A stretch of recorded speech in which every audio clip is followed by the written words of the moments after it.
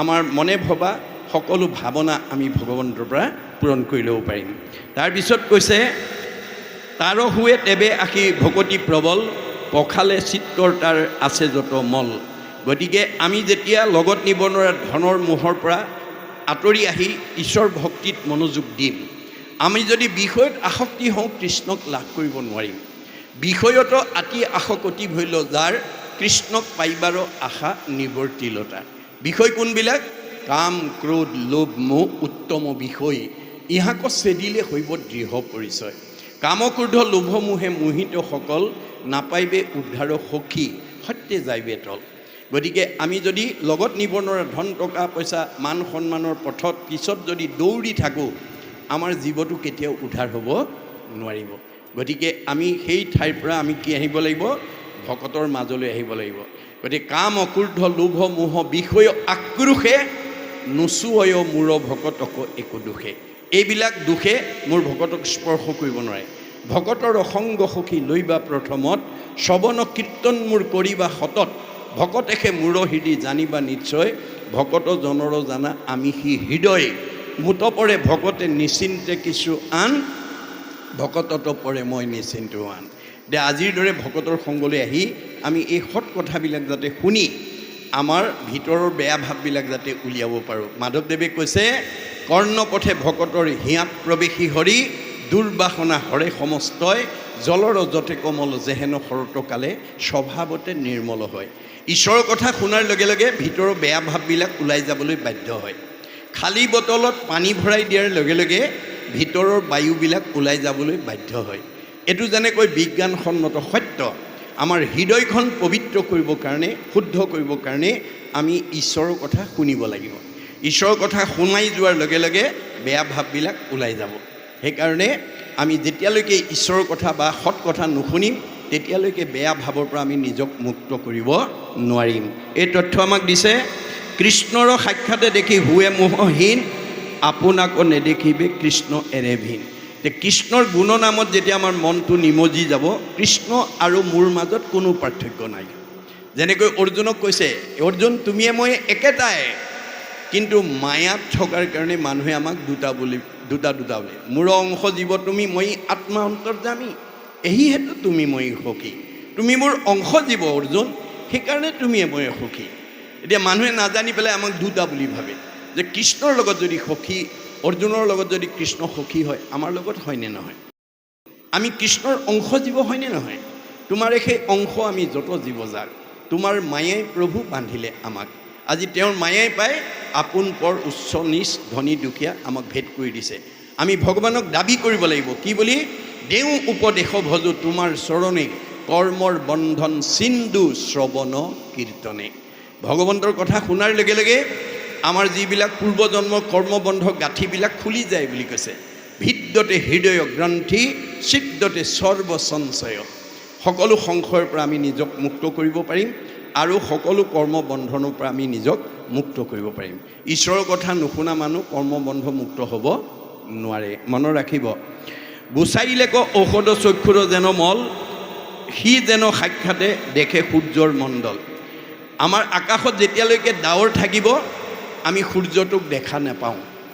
যেতিয়া বতাহে ডাৱৰটো আঁতৰাই দিব তেতিয়াহে আমি সূৰ্যক দেখা পাওঁ। ঠিক তেনেকৈ আমাৰ মনত যেতিয়ালৈকে মায়ামল আৰু কলিমল থাকিব আমি তেতিয়ালৈকে ঈশ্বৰক চিনি নাপাওঁ, ঈশ্বৰৰ স্থানলৈকে আমি যাব নোৱাৰোঁ। যে আমাৰ একেটা মনৰ এপিঠিত কলিমল আৰু এপিঠিত মায়ামলে আসন্ন কৰি ৰাখে বুলি কৈছে। এই কলিমলটো সৃষ্টি ক'ৰ পৰা হৈছে? ব্ৰহ্মাৰ তনুৰ পৰা হৈছে বুলি কৈছে। শাস্ত্ৰত কৈছে ব্ৰহ্মাৰ তনুৰ পৰা কলি উপজিল পৰম দাৰুণ বেশ বিৰিঞ্চি দেখিল কোন কৰ্ম কৰোঁ প্ৰভু কৰিও আদেশ দিওঁ ৰাজ পদতজু পাওঁ উপদেশ। যে ব্ৰহ্মাৰ দেহৰ পৰা কলি উৎপত্তি হৈ বাপেকক দাবী কৰিছে দেউতা মোক জন্ম দিলেই নহ'ব, মোক ভোগৰ সামগ্ৰী গোটাই দিয়া। শুনি চাৰি মুখে ব্ৰহ্মা গুণিয়া চাহিলা তাৰো ভাৱ দেখি তাকো কলি নাম দিলা। যিটো সন্তান জন্ম হৈয়ে ভোগৰ সামগ্ৰী দাবী কৰিছে সি সাধাৰণ নহয়। চাৰিখন মুখেৰে ভাবি পেলাই তাৰ নাম থলে কলি আৰু সামগ্ৰী গোটাই দিলে কি?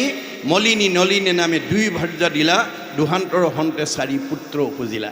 মলিনী আৰু নলিনী নামৰ দুগৰাকী ভাৰ্যা বিয়া কৰাই দিলে, তাৰ পৰা চাৰিটা সন্তান হ'ল। কি কি?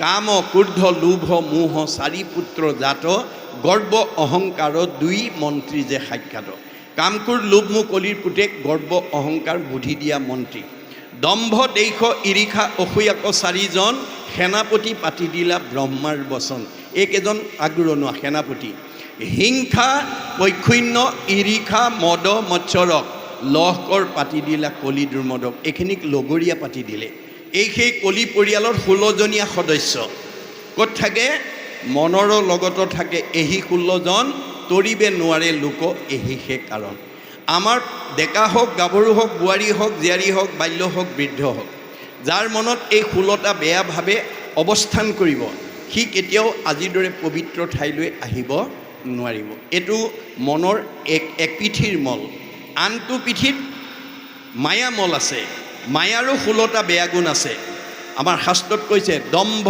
দৰ্প পৰ নিন্দা অভিমান তিৰস্কাৰ লোভ মোহ কাম ক্ৰোধ গৰ্ব অহংকাৰ হিংসা কামনা আশা হঠ বেভিচাৰ এহি 16 গোটা পুত্ৰ জানিবা মায়াৰ এইকেইটা কলিৰ মায়াৰ ল'ৰা তাতো 16টা বেয়া গুণ আছে এই 2 ষোলং 32টা বেয়া গুণে যাৰ মনত অৱস্থান কৰিব সি কেতিয়াও সৎ চিন্তা সৎ ঠাইলৈ সৎ কৰ্ম বা ভক্তি পথলৈ আহিব নোৱাৰিব এতিয়া উপায় কি হ'ব মাকে কপিলক ক'লে বোপাই কলিমল আৰু মায়ামলৰ পৰা মই নিজক কেনেকৈ মুক্ত কৰিম তেতিয়া উপায় দিছে মনশুদ্ধি আদি কৰি যতেক আশ্ৰয় সৎসংগ সবাৰো মূল জানিবা নিশ্চয় আমাৰ মনটো পবিত্ৰ কৰিবৰ কাৰণে আজিৰ দৰে সৎসংগলৈ আহিব লাগিব গতিকে যেতিয়ালৈকে আমি সাধুৰ সংগলৈ নাহিম তেতিয়ালৈকে আমাৰ মনৰ পৰা বেয়া ভাৱবিলাকৰ পৰা মুক্ত হ'ব নোৱাৰিম এই তথ্য দিছে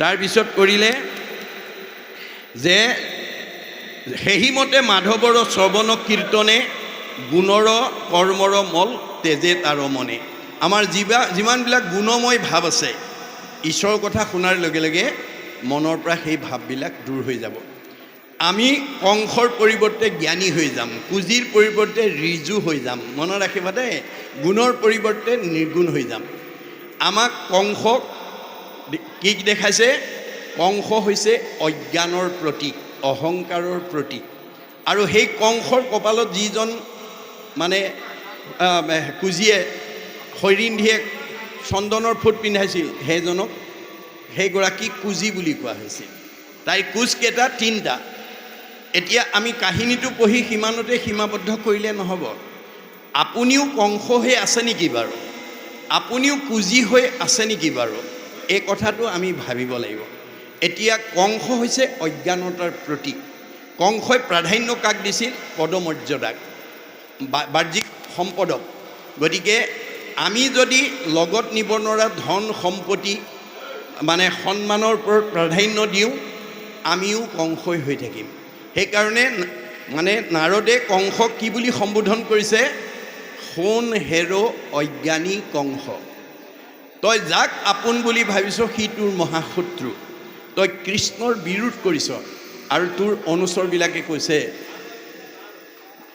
আদেশ দিয়া মহাৰাজ এইমাত্ৰ তোমাৰ শত্ৰুক নিধন কৰিম কংস অজ্ঞানী কাৰণে ভাবিলে কি মোৰ শত্ৰুৰ বিৰুদ্ধে এওঁলোকে সহযোগিতা আগবঢ়াইছে এওঁলোকতকৈ মিত্ৰ নাই কিন্তু নাৰদে কৈছে তোমাৰ নিৰ্দেশনা পাই কৃষ্ণক মাৰিবলৈ যিসকল গ'ল তেওঁলোকেতো জুইত চগা পৰাৰ দৰে মৰিলেই এদিন তুমিও সেই কুৰা জুইতে মৃত্যুবৰণ কৰিব লাগিব কংসৰ পাঞ্চনি পাই যত দৈত্য আহে তুমি অগণিত যেন পুৰি মৰে জাহে গতিকে আমি যাতে কংসৰ স্বভাৱ হ'ব নালাগিব দেই কংস মানে অজ্ঞানতাক প্ৰশ্ৰয় দিব নালাগিব আমি লগত নিব নোৱাৰা ধন টকা পইচা মান সন্মানক প্ৰাধান্য দিব নালাগিব যদি দিছোঁ ময়ো কংসই হৈ আছোঁ আৰু মোৰ এই অজ্ঞানতাক যি প্ৰশ্ৰয় দিছে সি কুজিয়ে হৈ আছে কুজিৰ কুজকেইটা 3টা সতৰজতম আমিও যদি সতৰজতম গুণত আছোঁ আমিও কুজিয়ে হৈ আছোঁ আমিও যদি লগত নিব নোৱাৰা সম্পদক প্ৰাধান্য দিছোঁ আমিও কংসই হৈ আছোঁ তেতিয়া আমি ভাগৱত শুনি এইবিলাকৰ পৰা নিজক মুক্ত কৰিব লাগিব আৰু ৰিজুটো পোন কৰিব লাগিব কুজি পোন হৈ গৈছে ৰিজু হৈ গৈছে কোনদিনা যিদিনাখন কংসৰ কপালৰ বিপৰীতে কৃষ্ণৰ কপালত যেতিয়া চন্দনৰ ফুটটো পিন্ধাই দিলে থুতৰিত ধৰাৰ লগে লগে পোন হৈ গ'ল গতিকে এইটো যেনেকৈ বাস্তৱ সত্য, ঠিক তেনেকৈ আমি 3 গুণৰ পৰা ৰিজু হ'ব লাগিব, পূৰ্ণ হ'ব লাগিব। কেনেকৈ? উদ্ধৱক কৈছে, মূৰ কথা যথাত নিৰ্গুণ সেহি স্থান, ঈশ্বৰক জানিলে নিৰ্গুণ हुए জ্ঞান, বুলিও নিৰ্গুণ শ্ৰদ্ধা মুহুৰ সেৱাৰ, নিৰ্গুণ স্থানক পাৱে ভকতে আমাৰ। আজি আপোনালোক চব ভকত হৈ আছে দেই, মনত ৰাখিব। ডেকা ল'ৰা গাভৰু ছোৱালীৰ পৰা ধৰি যিসকল সত্ৰৰ ভিতৰত বহি কৃষ্ণ কথা শুনি আছে, চব ভকত, চব ভকত। এইটো বেদৰ মত। কলি যুগত যোনে ঈশ্বৰৰ কথা ক'ব আৰু শুনিব, তেওঁই ভকত। গতিকে এই ভকতৰ স্থানলৈকে নহালৈকে আমি কুজা হৈ থাকিম, আৰু ভকতৰ সংগলৈ অহাৰ লগে লগে ৰিজু হৈ যাম, পূৰ্ণ হৈ যাম, গুণ গুচি নিৰ্গুণ হৈ যাব। মুহুৰ সেৱাৰ যোগ্য মনুষ্য শৰীৰ। মনত ৰাখিব কথাটো। এই মনুষ্য শৰীৰ পাই পেলাই যাতে আমি গুণময়ৰ পৰা নিৰ্গুণত্বলৈ নিব পাৰোঁ, তাৰ কাৰণে আজিৰ দৰে পৰিৱেশলৈ আপোনালোক আহিব লাগিব। তাৰপিছত কৈছে যে পুনৰপি পুচন্ত নিৰ্পতি জোৰ হাত, কৈও কৰ্মযোগ সিদ্ধ সমস্ত আমাক। যে আমাক কৰ্মযোগৰ সম্পৰ্কেও তুমি কোৱা। যাক জানি নৰে কৰে কৰ্মৰ নিহাৰ, উপজয় পৰম জ্ঞান নিষ্ঠৰৈ সংসাৰ। এতিয়া কবি মানে নিমি ৰজাই সোধাৰ দৰে আমিও সুধিব পাৰিব লাগিব যে আমি কি কৰিলে এই মায়াময় সংসাৰৰ পৰা মুক্ত হ'ব পাৰোঁ। আমি যোগ নীতি অৱলম্বন কৰিব লাগিব। কি যোগ? যিটো কপিলে দেখুৱাই থৈ গৈছে। কপিল স্বৰূপ আৰু ভৈলা অৱতাৰ, লুপ্ত ভৈল জ্ঞানত আকৌ কৰিলা প্ৰচাৰ, তোমাৰো প্ৰসাদে যুগ জানি দেৱ হুতি, তোমাৰ চৰণ চিন্তি লভিলা মুকুতি। কপিল প্ৰভুৱে দেখুৱাই থৈ যোৱা যোগ নীতি অৱলম্বন কৰি যদি দেৱহুতি গতি পায়, আমি পামনে নাপাম? এই কথা আজি আমি উপলব্ধি কৰিব লাগিব। কি যোগ? কৰ্মসু কৌশলম যোগ। আজি ইয়াত বহি থকা কাৰ ঘৰুৱা কাম নাই, কাৰ ঘৰৰ দায়িত্ব নাই, চব এৰি থৈ আহিছে। আহি আত্মাই পৰমাত্মাৰ লগত যোগ প্লাছ। এইটো প্লাছ দেই, এইটো কোনোদিন মাইনাছ নহয়, কিন্তু মনত ৰাখিব। আজিৰ দিনটো আমাৰ কাৰণে অতি উল্লেখনীয়, অতি স্মৰণীয়। কাৰণ আজি আমি লগত নিয়া ধন ঘটি আছোঁ, লগত নিয়া ধন ঘটি আছোঁ। আত্মাই পৰমাত্মাৰ লগত যোগ কৰি আছে। যিমানে কৃষ্ণক দিয়ে সেয়ে অক্ষয়, ইহাক নিবাক একো জনে নপাৰে। আজিৰ পুণ্যটো আমাৰ লগত যাব। এই পুণ্যটোৱে আমাক জীয়াই থাকোঁতে সুখ আৰু ভোগ দিব, আৰু শান্তি দিব, আৰু মৰিলে গতি দিব। বছ ইমান জানিলেই হ'ব দেই, বেছি জানিব নালাগে।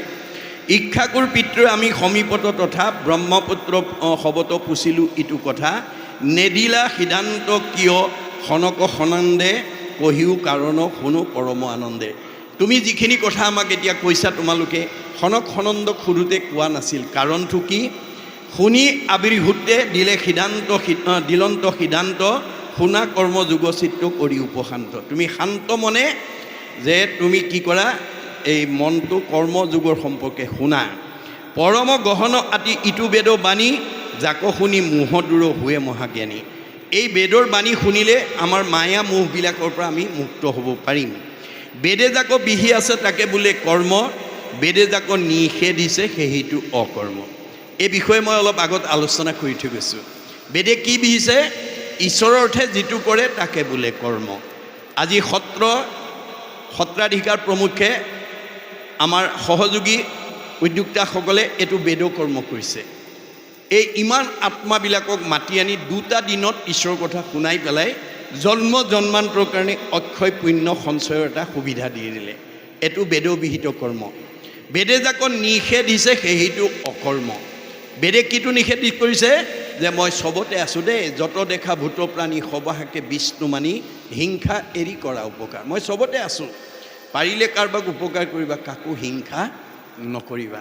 যিটো কথা নজনাৰ কাৰণেই আজিও আমাৰ মানুহে হিংসা ধৰ্মৰ আশ্ৰয় লৈ আছে। যাৰ কাৰণে সেইদিনা গুৰুজনৰ আগত অসমৰ এগৰাকী মহিয়সী নাৰীয়ে এই তথ্য দাঙি ধৰিছিল। কি বুলি?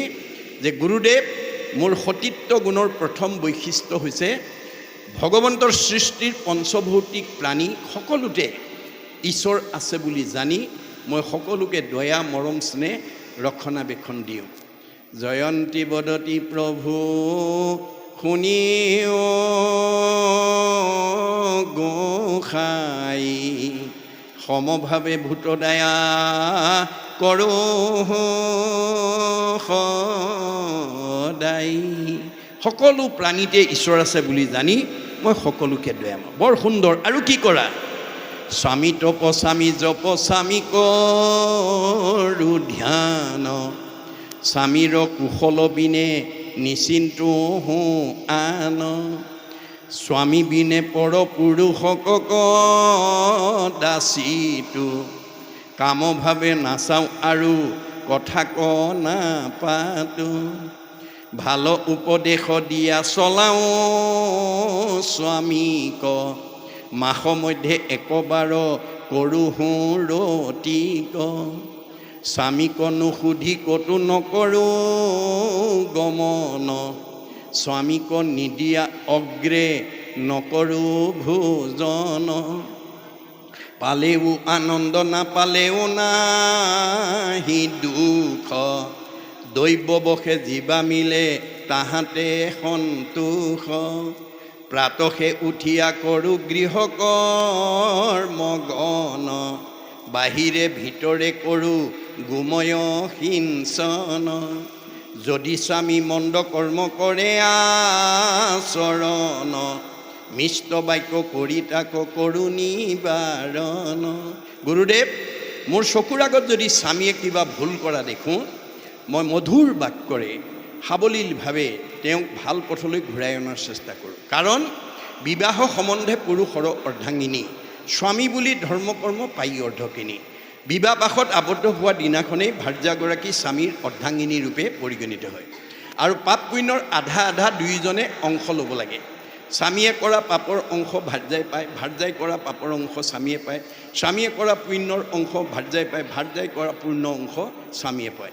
যেনেকৈ বাস্তৱত ডাক্তৰে বিয়া কৰা মানুহগৰাকীক মানুহে ডাক্তৰণী বুলি কয়, মাষ্টৰে বিয়া কৰালে মাষ্টৰণী বুলি কয়। আচলতে তেওঁলোক ডাক্তৰণী আৰু মাষ্টৰণী হয় জানো? নহয়। ডাক্তৰে বিয়া কৰাৰ কাৰণে আধা উপাধিটো পাই যায় ডাক্তৰণী, আৰু মাষ্টৰে বিয়া কৰিলে মাষ্টৰণী। এইটো যেনেকৈ বাস্তৱ সত্য, তেনেকৈ পাপ পুণ্যৰ আধা আধা আমাৰ ইজনে সিজনৰ পৰা বহন কৰিব লাগে। গতিকে তেতিয়া কৈছে, তুমি কেনেকুৱা ভুল কামলৈ গ'লে অগ্ৰাধিকাৰ দিয়া। বোলে যদি স্বামী কলি থকা ঠাইলৈ যায়, কলি ক'ত থাকে? পৰীক্ষিতে কলিক স্থান দিছে। প্ৰথম স্কন্ধ ভাগৱততে দেখুৱাইছে, নিৰ্পতিক বুলন্ত কলি তোক দিলোঁ স্থান, জৈত্য খেলে জোৱা পাশা কৰে মদ্যপান, স্ত্ৰী পঞ্চ শুনা গৃহস্থৰ থাকে জৈত, এহি চাৰি স্থান দিলোঁ বঞ্চ গয়া তৈত। কলি প্ৰধানকৈ এই চাৰিটা ঠাইত থাকে: মদ ভাং খোৱা, জোৱা পাশা খেলা, পৰস্ত্ৰী আসক্ত, হিংসা ধৰ্ম। মদ খোৱাত কিয় বাধা দিয়া? মাদ্যতি যত তৎ মদ্যম, মদ খালে নিচা লাগে। বুদ্ধিলুম্পতি যত দ্ৰব্যম মদকাৰী তদুচ্ছৰে, নিচাযুক্ত বস্তু খালে সৎবুদ্ধি বিনাশ হৈ অসৎ বুদ্ধিৰ ফালে গতি কৰে। মোৰ স্বামীয়ে যাতে নিচাযুক্ত বস্তু খাই সৎ পথৰ পৰা বিপথে যাব লগা নহয়, তাৰ কাৰণে তেওঁক মই মধুৰ বাক্যৰে তেওঁক সাৱলীলভাৱে তেওঁক সেই পথৰ পৰা আঁতৰাই আনো। বৰ সুন্দৰ হৈছে। যোৱা পানী আনা, ব্ৰহ্মপুত্ৰৰ পৰা এপল পানী আৰু এপল মাটি টেম্বনী জানত পেলাবলৈ তেওঁক আদেশ দিলে। তেওঁ প্ৰথমতে যুগবলে ব্ৰহ্মপুত্ৰৰ পৰা 3টা কাঠি এপল পানী লৈ আহোঁতে 4 আঙুল কমি আহিল। তেতিয়া গুৰুজনে ৰাধিকাক মাতি আকৌ ক'লে, ৰাধিকা, তুমি বহুত ভাল কামৰ কথা বৰ্ণনা মোক দিলা, তুমি জীৱনত বেয়া কামো কৰিছা, মোৰ আগত কোৱা। তেতিয়া ৰাধিকাই জীৱনত কৰা বেয়া কামটোৰ কথা কি বুলি ক'লে? নমস্কাৰ কৰি বোলে শুনিও বাপ, কৰি আছোঁ মই এক গুৰুতৰ পাপ। মই এটা গুৰুত্বৰ পাপ কৰি আছোঁ। কি? আমাৰ স্বামী এন্তে গৃহে নাহি কয়, বহিনী জমাই আহি গৃহে মিলি লয়। স্বামী নথকা এটা দিনত আমাৰ ঘৰলৈ ভনী জোৱাই আহিলে। তাৰপিছত আমি দুখীয়া মানুহ, ভাত ৰান্ধি আছোঁ, পাত কাটি ভাত খাওঁ। ভাত ৰান্ধি আছোঁ, পাত কাটি দেউতাক নাই, তাকো কাটি বাকো কাচি দিলোঁ পেলাই। ভনী জোৱাইকে পাত কেইখিলামান কাটা বুলি মই ভিতৰৰ পৰা মানে বেগা বেগিকৈ আহি কাঁচিখন দলিয়াই দিওঁতে বতাহত মোৰ উৰণিখন খহি গ'ল। কাচি দেওঁতে মূৰৰ মুখ জমাই দেখিল, এহি গুটি পাপ বাপ আমাৰো সিজিল।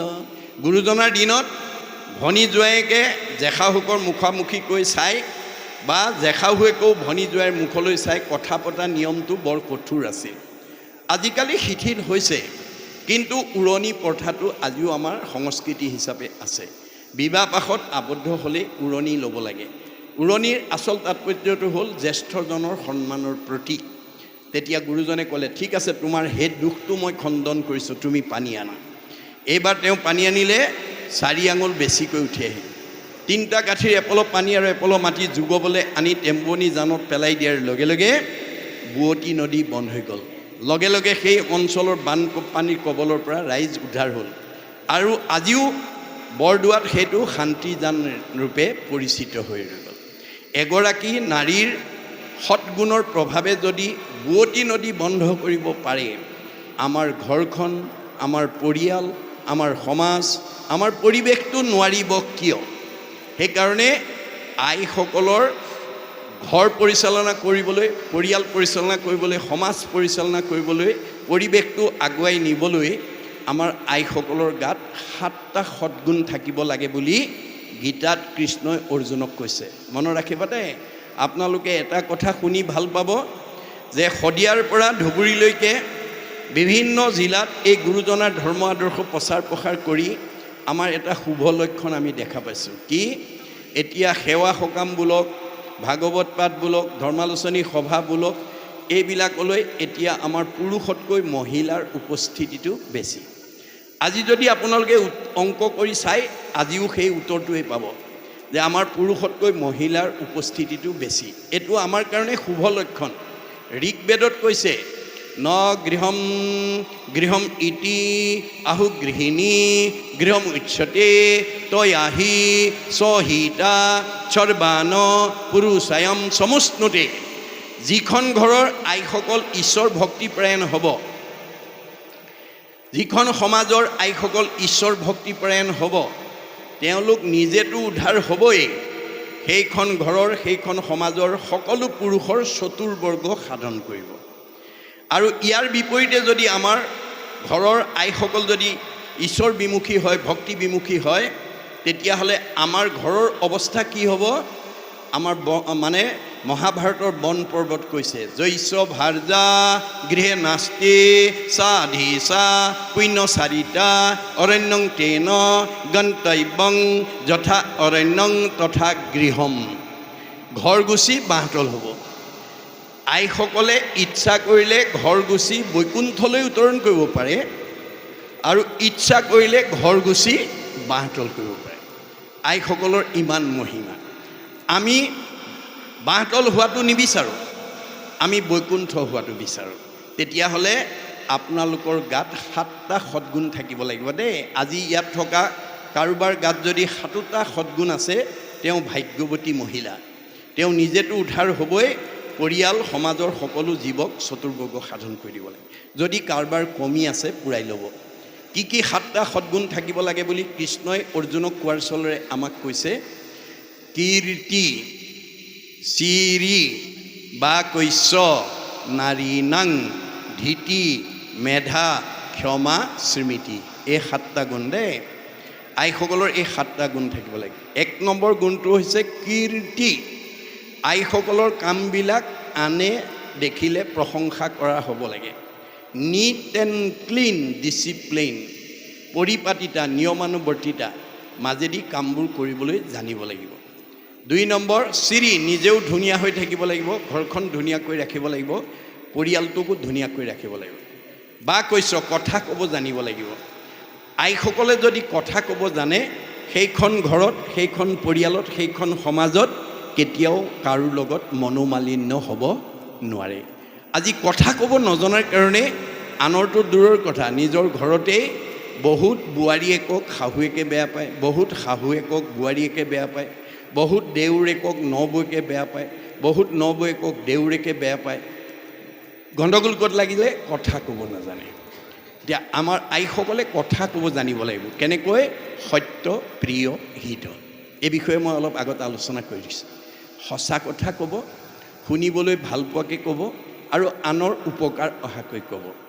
তেতিয়া আমাৰ এই বাক্যৰ সদাচাৰটো ৰক্ষা হ'ব বুজানে বা কৈছ নাৰী নাং ধীতি ধৈৰ্য গুণী হ'ব লাগিব যিখন ঘৰৰ আইসকল ধৈৰ্যশীল স্বামী কেতিয়াও বিপদত পৰিব নালাগে পৰিয়ালটো কেতিয়াও বিপদত পৰিব নালাগে উদাহৰণস্বৰূপে সীমাঘৰীয়া মানুহজনৰ লগত এদিন কিবা কাৰণত স্বামী আৰু সীমাঘৰীয়া মানুহজনৰ লগত বিতৰ্ক হ'ল সীমাঘৰীয়া মানুহজনে কিছু বেয়াকৈ টানকৈ ক'লে ধৈৰ্যশীল আইগৰাকীয়ে ক'ব হ'ব দিয়ক কল দুটা থাকিলেও ঠেকাঠেকি লাগে সীমাঘৰীয়া মানুহ হিচাপে আপোনাক কিবা অকণমান টানি ক'লে আপুনি ধৰি নাথাকিব এৰি দিয়ক এই বুলি যদি বুজাই দিয়ে স্বামী শান্ত হৈ যাব তাকে নকৰি যদি আইগৰাকীয়ে কয় আপোনাক ওচৰৰ সীমাঘৰীয়া মানুহ হিচাপে এনেকৈ ক'বলৈ ক'ত অধিকাৰ পালে ধৰক মাৰক এই বুলি যদি উচ্চতাই দিয়ে তেতিয়াহ'লে ভাৰ্যাৰ উচ্চতনিত গৈ যদি সীমাঘৰীয়াজনক মাৰকিল কৰে তেতিয়া দুইজনেই বিপদগ্ৰস্ত হৈ যাব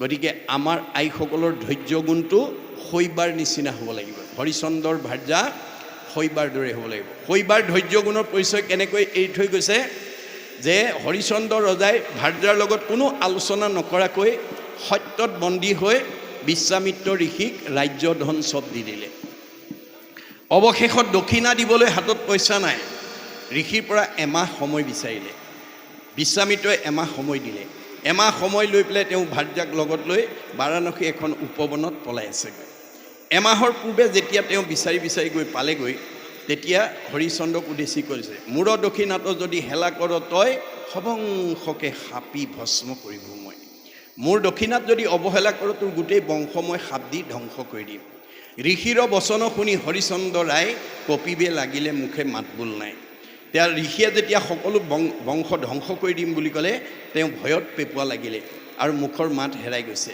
গতিকে তেওঁ মনৰ কথা ক'বলৈ ভাৰ্যাৰ বাবে দ্বিতীয় ব্যক্তি নাই ভাৰ্যাক চাহিয়া ৰাজা বুলিলা বচন শুনা প্ৰাণেশ্বৰী মোৰ বাক্যে দিও মন হেৰা ভাৰ্যা তুমি মোৰ কথালৈ অকণমান মনোযোগ দিয়া কেনেমতে ঋষিৰ মই খুজিব ধাৰ কেনেমতে বংশক মই কৰিব উদ্ধাৰ মই ঋষিৰ ধাৰটো এতিয়া কেনেকৈ পৰিশোধ কৰোঁ মোৰ বংশটোক মই কেনেকৈ উদ্ধাৰ কৰোঁ মই হতাশ হৈ গৈছোঁ মোৰ মুখৰ মাত হেৰাই গৈছে যিটো সময়ত স্বামী হতাশ হৈছে মুখৰ মাত হেৰাই গৈছে স্বামীক প্ৰেৰণা দিবৰ কাৰণে সাহস দিবৰ কাৰণে শৈবাই কেনেকৈ উত্তৰ দিলে স্বামীৰ বচন শুনি শৈবা প্ৰাণেশ্বৰী স্বামীক বুলিলা অল্প হাস্য কৰি হাঁহি মাৰি উত্তৰ দিলে ভাৰ্যাৰ মুখত হাঁহি দেখাৰ লগে লগে স্বামীয়ে প্ৰেৰণা পাইছে সাহস পাইছে আৰু কি বুলি ক'লে মহাৰাজ নাহি নাহি আন ধৰ্ম জানা সত্য বিনা জানি আন নিশ্চিন্তু দিওক দক্ষিণা ভয় নকৰিবা মহাৰাজ দক্ষিণা দি দিয়া ধৰ্মত সত্যতকৈ আৰু ধৰ্ম নাই তেতিয়া হৰিচন্দ্ৰই ক'লে মই ক'ৰ পৰা দিম মোৰ হাতত এপইচাও নাই তেতিয়া শৈবাই কি কৈছে আমাকো বিকিয়া ৰাজা ঋষিৰ সুজা ধাৰ আটপৰে আন উপায় নেদেখোঁ আৰ গতিকে মোক বিক্ৰী কৰি হ'লেও সত্য ৰক্ষা কৰ এই যিটো সাহস এই যিটো প্ৰেৰণা আমাৰ আইসকলৰ গাত থাকিব লাগিব গতিকে এই গুণবিশিষ্ট নোহোৱা আমাৰ আইসকলক যদি কোনোবা স্বামীয়ে তেনেকৈ তেওঁৰ লগত আলোচনা নকৰাকৈ বিপদত পৰি গৈ কয়গৈ হেৰা মোৰ এনেকুৱা হ'ল নহয় কি হ'ব এতিয়া আমাৰ গৰাকীয়ে কি ক'ব বাৰু ভাল হৈছে মোৰ লগত আলোচনা নকৰাকৈ কৰিছিল ন আপোনাৰ আৰু হ'ব লাগে তাৰমানে আপোনাক প্ৰেৰণা দিয়ক চাৰি আপোনাক জ্বলাজুইত ঘিউহে ঢালি দিব গতিকে আমাৰ বেদৰ দৰ্শনটো হৈছে পাৰিবাৰিক জীৱন দাম্পত্য জীৱন যুগ্ম জীৱন সাংসাৰিক জীৱন সুখেৰে কটাবলৈ হ'লে আমাৰ গৃহস্থী ধৰ্মত জ্বলাজুই নুমাবলৈ পানী ঢালিবলৈ শিকিব লাগিব জ্বলাজুই নুমাবলৈ ঘিউ ঢালিলে নহ'ব কিবা কাৰণত যদি স্বামীৰ খং উঠে ভাৰ্যাই হাঁহি এটা মাৰি স্বামীক উপশম কৰিব পৰা গুণটো থাকিব লাগিব কেতিয়াবা কিবা কাৰণত যদি ভাৰ্যাৰো খং উঠিব পাৰে তেতিয়া স্বামীও হাঁহি এটা মাৰি তেওঁক সান্তনা কৰিব পৰা গুণটো আমাৰ থাকিব লাগিব এইবিলাক গুণৰ যদি অভাৱ হয় তেতিয়া সেইখন ঘৰত বিপদ আহি যাব অশান্তি আহি যাব তাৰপিছত ক্ষমা গুণটো লাগিব আইসকলৰ ক্ষমা গুণটো দ্ৰৌপদীৰ নিচিনা হ'ব লাগিব দ্ৰৌপদীৰ 5টা পুত্ৰৰ মূৰ কাটি নিয়া অশ্বত্থামাক মানে কৃষ্ণ অৰ্জুনে হাতে ভৰিয়ে বান্ধি আনি মুখৰ আগত পেলাই দিয়াৰ পিছত দ্ৰৌপদীয়ে কি বুলি ক'লে মই যেন মৰো পুৰী পুত্ৰ সুকে অগণি হিয়া দহয় তাহাৰো অৱস্থা শুনি সেইমতে গৌতমী তেজীবে জীয় মোৰ 5টা পুত্ৰৰ মূৰ কাটি নিলে যদিও 5জন স্বামী জীয়াই আছে মই স্বামীৰ মুখলৈ চাই পুত্ৰৰ সুকৰ পৰা অলপ মই ৰেহাই পাব পাৰোঁ কিন্তু গৌতমীৰ স্বামী ইতিমধ্যে মৰিছে একমাত্ৰ অশ্বত্থামাৰ মুখলৈ চাই জীয়াই আছে আৰু তেওঁৰো যদি এইটো অৱস্থা হয় গৌতমীয়ে প্ৰাণ ত্যাগ কৰিব। হাহাকাৰ কৰি গুৰুৰ পুত্ৰৰ প্ৰণামিলা পাৱ চুই, মেলা মেলা বান্ধ ইহাৰ দুখেহে অধিকে উধাই জুই। যে তোমালোকে খুলি দিয়া, এওঁৰ দুখতহে মই বেছি দুখিত হৈছোঁ। পুত্ৰ বধি দিজ তাহাকো নমিলা প্ৰণামিলা তুমি মাও, তোমাৰো সমান শান্তি নেদেখিব বুলিলা হেন আৰাও। গতিকে আজি আমাৰ আইসকলৰ মুখৰ আগত যদি 5টা পুত্ৰৰ মূৰ কাটি নিয়া শত্ৰু এজনক মুখৰ আগত পাই শুদাইব নেকি বাৰু? নেৰে। কিন্তু দ্ৰৌপদীয়ে আমালৈ এই ক্ষমা গুণৰ আদৰ্শ কথা কৈ থৈ গৈছে। তাৰপিছত মেধা গুণ দেই, তৎপৰতাৰে কামবোৰ কৰিব পৰা গুণটো আইসকলৰ লাগিব। আৰু স্মৃতি, মনত থকা গুণটো, ঘৰখনত কি আছে কি নাই, কোনটো বস্তু ক'ত আছে ক'ত নাই, মানে ক'ব পৰা গুণটো আইসকলৰ লাগিব। এই 7টা গুণ যদি আইসকলৰ গাত থাকে, তেতিয়াহ'লে আমাৰ পাৰিবাৰিক জীৱন, দাম্পত্য জীৱন, যুগ্ম জীৱন, সাংসাৰিক জীৱন সুন্দৰকৈ আমাৰ অতিবাহিত কৰিব পৰা হয়। এই তথ্য আমাক